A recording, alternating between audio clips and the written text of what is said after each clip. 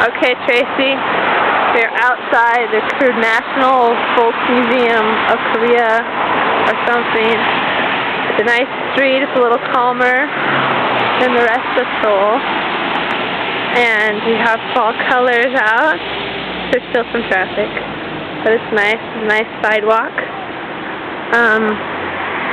So Tracy wanted a video, and this is what life is like in Seoul. Here we are walking.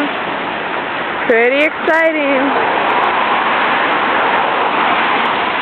See a lot of Korean people going about their everyday lives. There's a Korean thing. Oh, here's a really big gate. Here's me in front of the really big gate.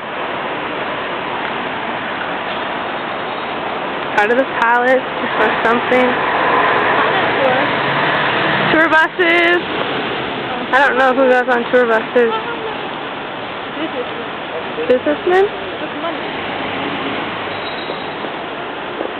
Coca-Cola. Must be a convenience store. And, well, yeah, the trees here.